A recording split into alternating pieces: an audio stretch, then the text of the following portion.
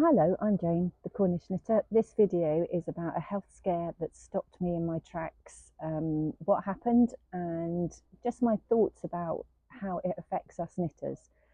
This isn't my usual vlog, and if you're here, thank you for choosing to listen. If you're here for just the knitting, please, move on and catch me on my next video.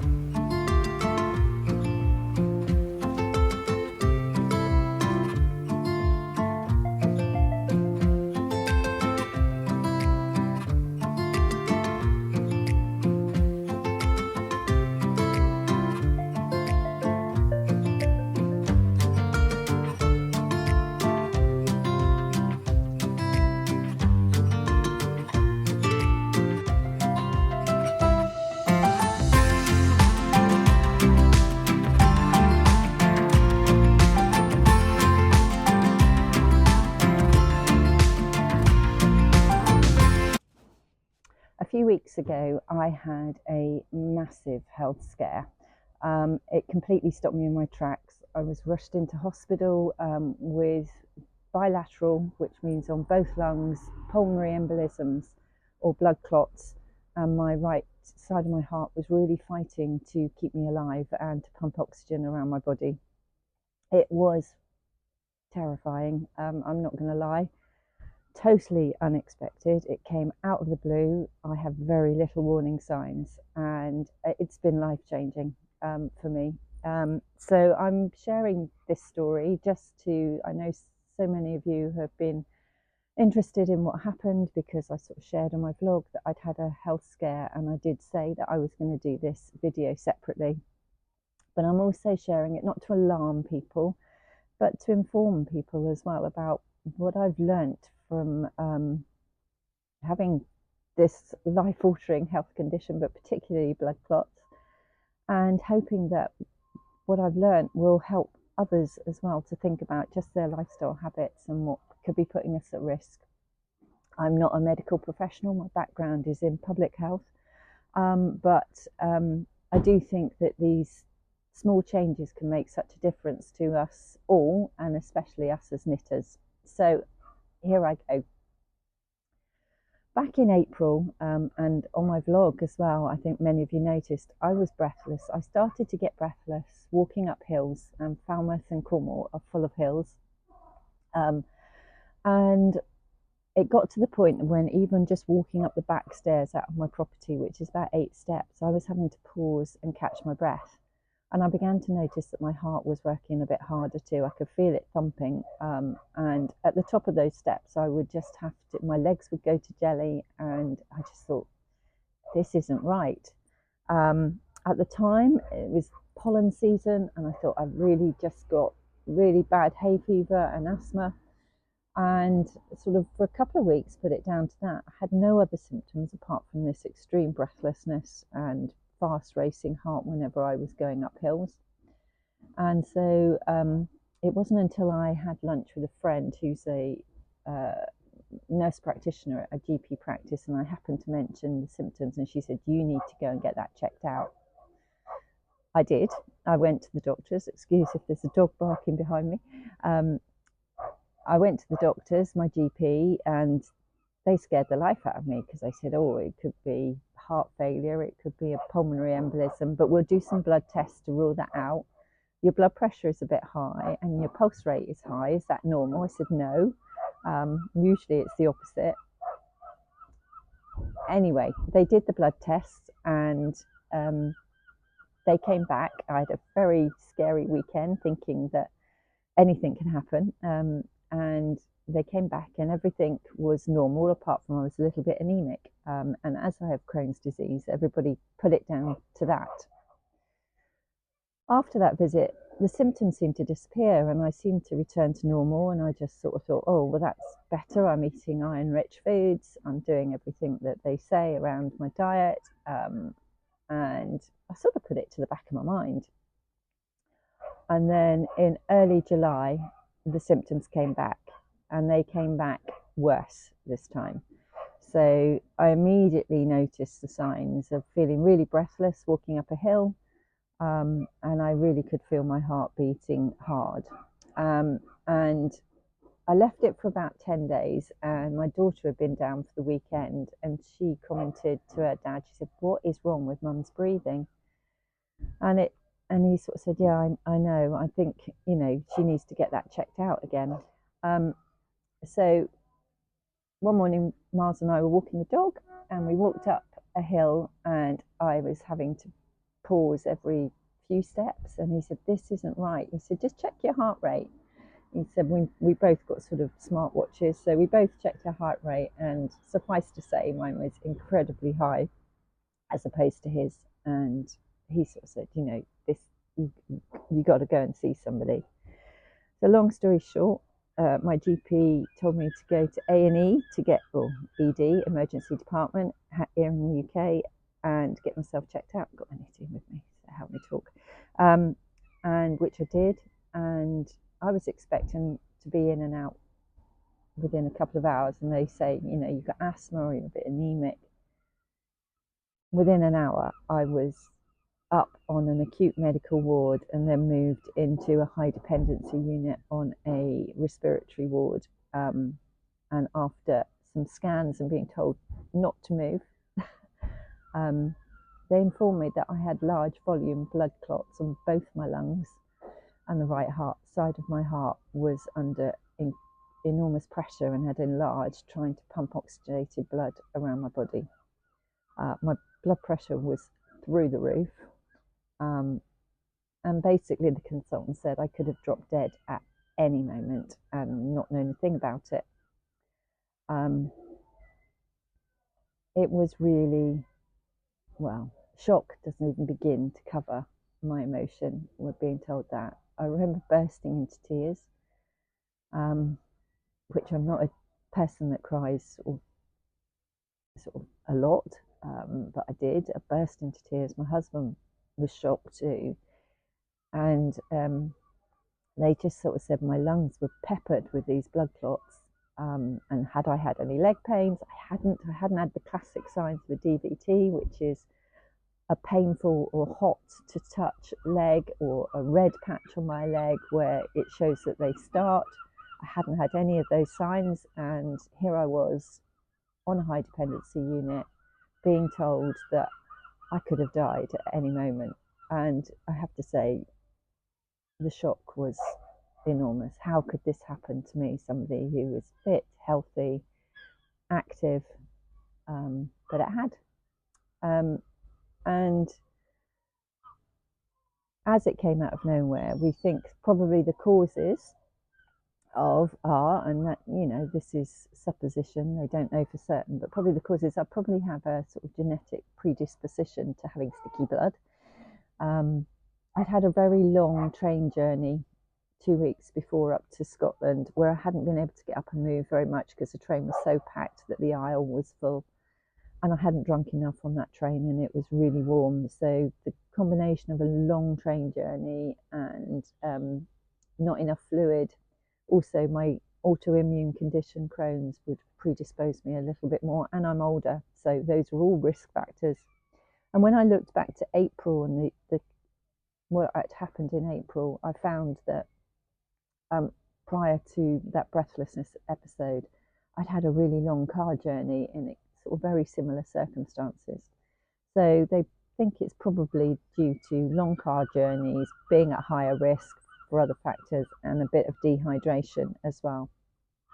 But what that means is that I have to take blood thinners or anticoagulants for the rest of my life to prevent these blood clots occurring again, but also for sort of, there are some other changes that I need to make in my life. I'm okay. My recovery is ongoing. I'm a few weeks past it. Physically, I feel much stronger. I can walk up hills without getting out of breath. I feel back to good form physically, emotionally, psychologically. As I was warned in the hospital, this has been a very traumatic event, and it's going to take me some time to get over it. And yeah, just going through the what ifs, I know it doesn't help but to go through the what ifs, but just going through the what ifs and thinking about what could have happened and the impact that would have had on others, my mum and dad. Ironically, there was me worrying about my dad's health and not knowing that I was at far greater risk of mortality than he was at that period of time. And it was shocking. It still shocks me, and I'm still trying to process it, really. I nearly didn't share this, but it did make me think about the causes, really. And I know many of us knitters spend an awfully long time just sitting and knitting just one more row, just finish this section of colour work. And very firmly I was told by my consultant some rules to prevent these sorts of things happening again. And admittedly, I was at higher risk because of those other factors, but how many of us are also at risk without really knowing it? And as I said, I'm not a medical person, but I thought I would share these tips with you knitters and just get you to think when you are sitting and thinking, oh, I'll just do one more row, or I'm gonna, you notice the clock has ticked by and you've been sitting for a couple of hours and not really moved. Get up and move. So these are my sort of tips. These are what I've been told to do, and hopefully they will help you. And just think of them as small lifestyle changes, because as I said, I'm from a public health background. I know all of these things, but applying them to myself is not always as easy as you would think from a professional in this sphere. So really those tips are about moving regularly, not just going out and doing some exercise. Walking is the best thing that they've recommended for me. Make sure that I do at least my 10,000 steps a day with brisk walking, getting my heart rate up a little bit, sort of making myself perspire a little bit, which is important for all of us. As we get older in particular, it's really important that we keep active. But also when I'm sitting down, or if I'm on a car journey or a long journey, make sure every hour I get up and move. Just move my legs, get the blood circulating. There are some exercises that you can do around flexing your foot, rotating your ankles if you can't get up, if I was in the situation like the train before. But making sure that you get blood pumping around your legs every hour. So if you're knitting, sitting knitting, do get up and move. Staying hydrated. I have been really guilty of this. I never have drunk enough during the day. Making sure your pee is a light straw colour is really important. So I have to now drink 2 litres of fluid at least a day. So I got myself one of these bottles which has got, it's difficult to see, the time markers on them, and it helps regulate me to sort of think I haven't drunk enough yet today. Never get thirsty, and make sure that you're always taking on board fluid. Not to ignore breathlessness, leg pain, or sudden extreme fatigue. It could be something serious. So if you've got it, go and get it checked out. Which also sort of reminds me about, I knew something wasn't right with me, and I was sort of informed that everything was okay back in April. Just know your own body. If something doesn't feel right to you, make sure you go and get it checked out and persist. Sort of say, I know this isn't normal for me. I have to wear compression socks now if I go on a long journey. I'm waiting to get those fitted, and if you feel that you need to, particularly if you're on a long flight, do consider getting either compression socks or at least something that sort of helps with blood circulation.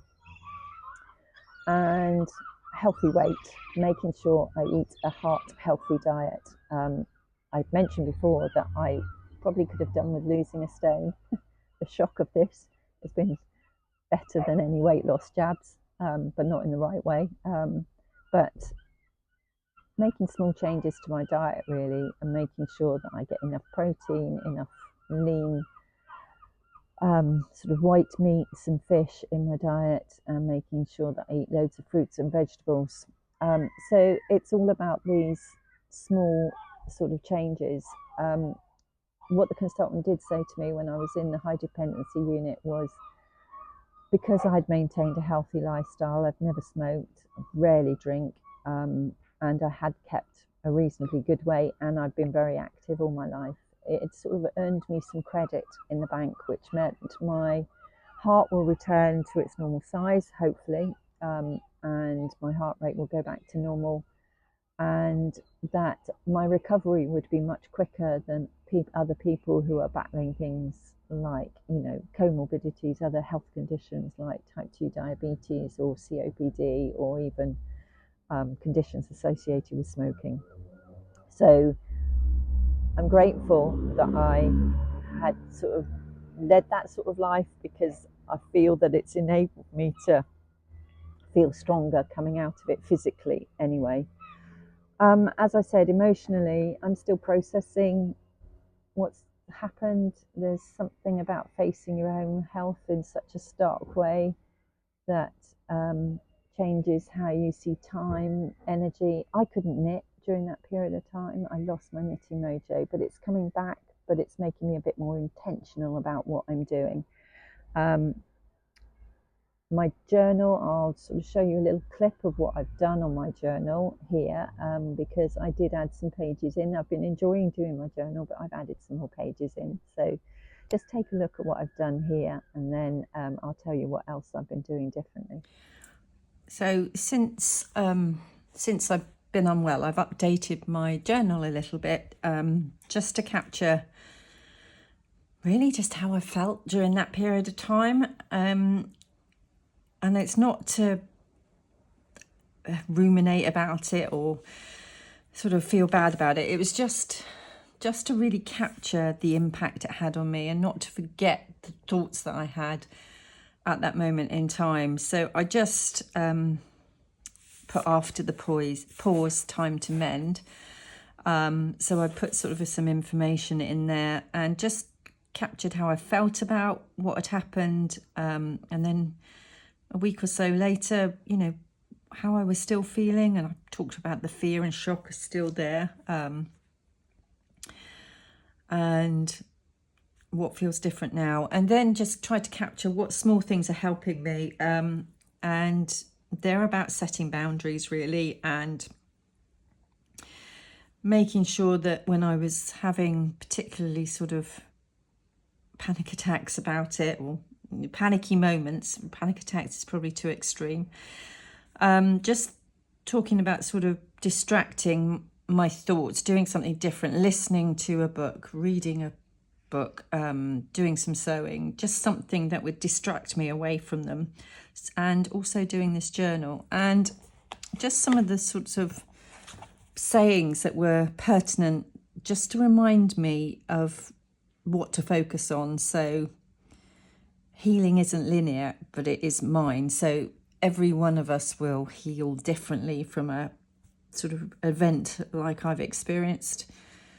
I think this one was really pertinent to me. You don't have to be who you were before. You're allowed to soften and change. I think before I was always sort of seen as sort of indestructible almost, and sort of the person that everybody turned to, and probably sort of masked some of my feelings with other people. And as I've said in the video, I have really sort of reflected on that and thought, actually, this is my opportunity to be somebody a little bit different, and to allow those sort of feelings to be much more on the surface.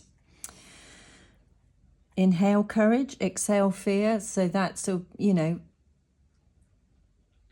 just that breathing, making sure that I breathe when I am experiencing, because they still come, when I am experiencing those panicky moments, to actually sort of use breathing techniques, and to be kinder to myself, really. Rest is not a retreat, it's repair.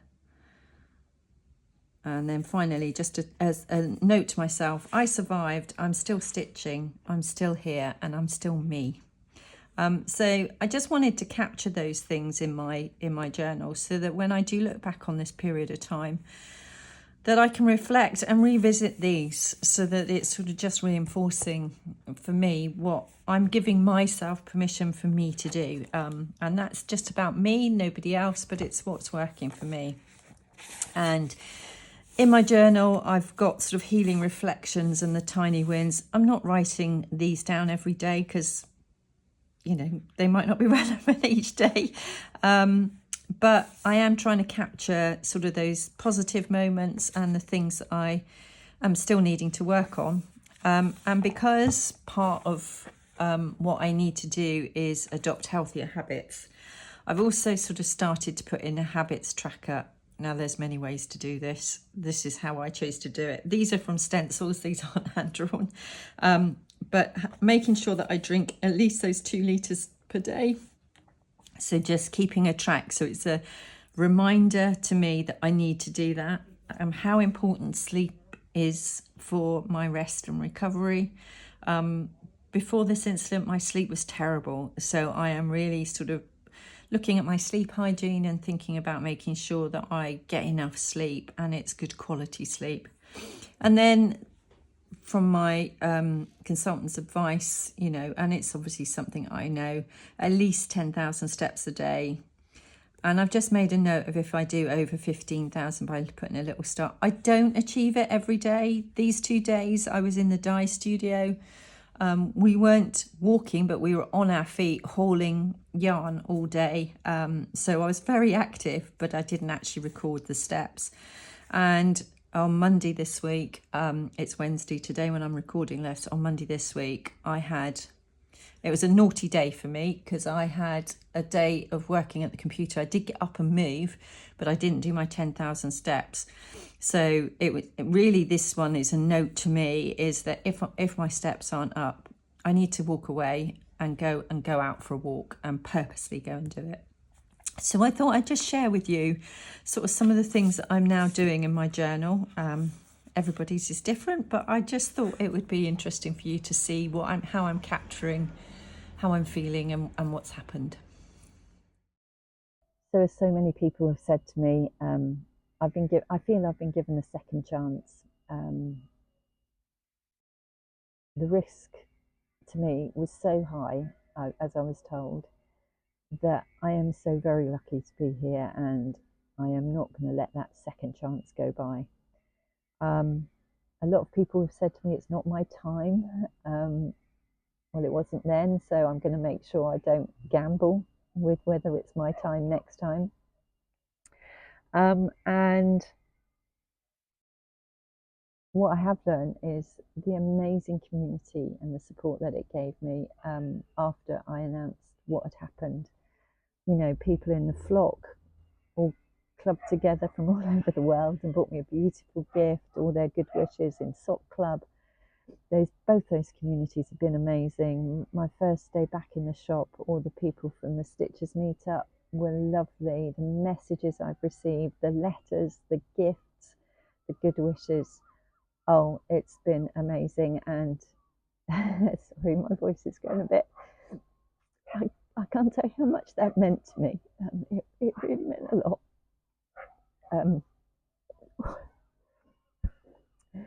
It also taught me who my real friends are and who those authentic people in my life are, those that will show up, will know when to not push, when not to sort of lecture me about things that they think that I might have done wrong in my life. That wasn't the moment, and I'm just grateful that I've got such amazing friends and so many lovely people in my community, and it sort of sorts out those that actually who are in your life but don't really care beyond what it gives them. So for me, that's been sort of a really good sort of insight into those people that were important. I mean, the positives coming out of this, apart from sort of knowing that I've got some amazing friends and I have an amazing community of people who care, is that it's made me reevaluate my relationship.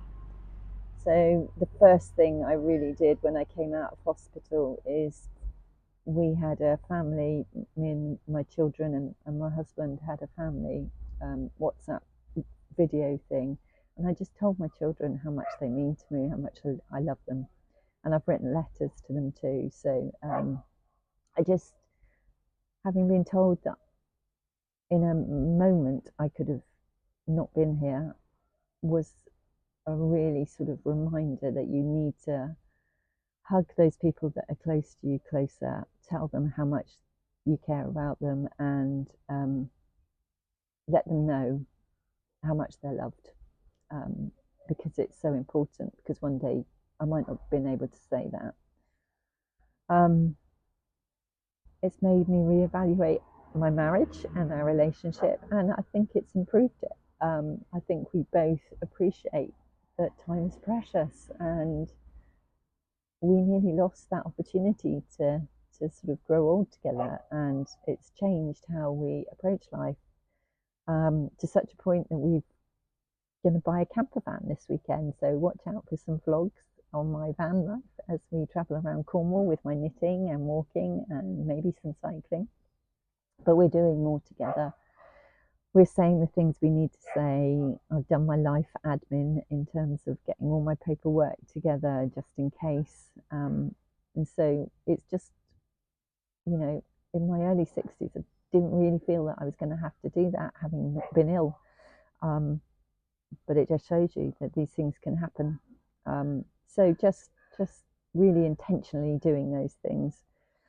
I really sort of began to think about how I spend my time and doing the things that I enjoy most, and prioritizing those over other things. And there will be some changes over the next 12 months or so. And yeah, so, you know, this was not meant to be a scary video, but just to sort of show that these things can happen to any of us, and the people that we surround ourselves with, the way we look after ourselves, how we choose to use our time, makes a huge difference when these events occur. And I think as knitters, we are in a lovely community, but we probably are guilty of not looking after ourselves as well as we should do. So it's really important to think about them. So if you're sitting there knitting for a long period of time, think of me and get up and move. And if you're drinking, believe me, if you're drinking 2 litres plus of fluid every day, you need to get up and have a wee every hour anyway. So it does get you up, but it just has changed how I think about things. So I'm okay, I'm taking things slowly. But if this video helps even one person, just pause, move their body, drink some liquid, speak up when something feels wrong, and share how much those people around mean to you with them all the time, then it's been worth doing. So thank you for being here, and yeah, happy knitting.